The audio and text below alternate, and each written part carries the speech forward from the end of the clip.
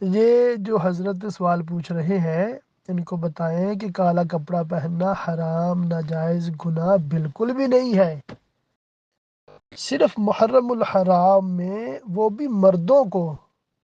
وہ بھی صرف کالے کپڑے یعنی شلوار قمیض وغیرہ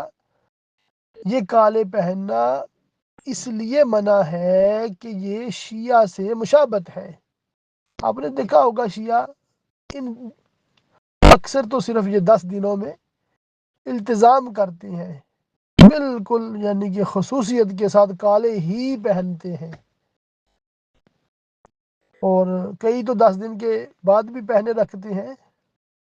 اور عام مہینوں میں وہ بالکل رنگ برنگے چوزوں کی طرح نظر آ رہے ہوتے ہیں، مگر یہ محرم میں بالکل وہ کالے کوے کی طرح ہوتے ہیں، بالکل کالے سیاہ۔ تو کئیوں کے تو چہروں سے بھی ان کے اندر کی کالک نظر آ رہی ہوتی ہے، جو بغض صحابہ کی وجہ سے دل ان کے جل جل کے کباب اور وہ بھی سڑے ہوئے بنے ہوتے ہیں۔ خیر، تو ایسے لوگوں کی مشابہت سے بچنا ہے،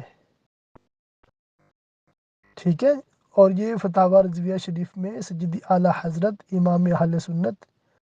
مولانا شاہ امام احمد رضا خان بریلوی رحمۃ اللہ تعالی علیہ نے منع فرمایا ہے،